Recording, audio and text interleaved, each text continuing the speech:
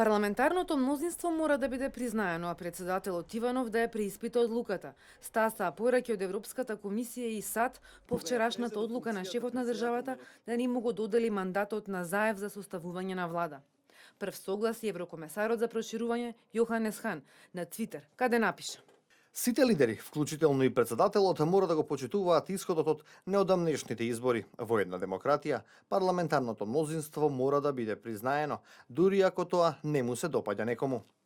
И амбасадорот на САД Бейли твитна дека се согласува со Хан и изрази загриженост дека Македонија се оддалечува од принципите на демократијата, на владењето на правото, суштински вредности на НАТО. Денеска пак преку изјава за медиумите рече дека е разошарен од одлуката на Иванов и го повика да ја преиспита. Но упати апел и до соседите да се воздржат од коментари и да бидат конструктивни со оглед на чувствителната политичка состојба во земјава. САД беа разочарани кога дознаа дека Иванов одби да им даде можност на представниците кои имаат јасно мнозинство да формираат нова влада. Сметаме дека ова е неконзистентно со основните демократски принципи и владењето на правото, кои се клучните вредности на НАТО. Како стратегиски партнер на Македонија и како пријател со целосна почит кон македонскиот суверенитет и единството, го повикуваме председателот Иванов повторно да ја разгледа оваа одлука. Истовремено ги повикуваме македонските соседи да покажат воздржаност и да бидат конструктивни во овие моменти на чувствителност во земјата.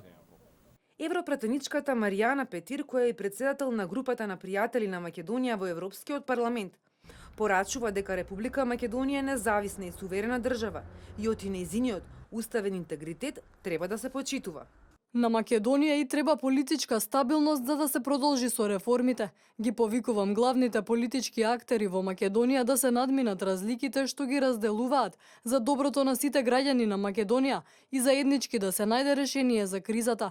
Сепак морам да го потенцирам несоодветното мешање на други земји во внатрешните работи на Македонија. Македонија е независна и суверена држава и нејзиниот устав и интегритет треба да се почитува.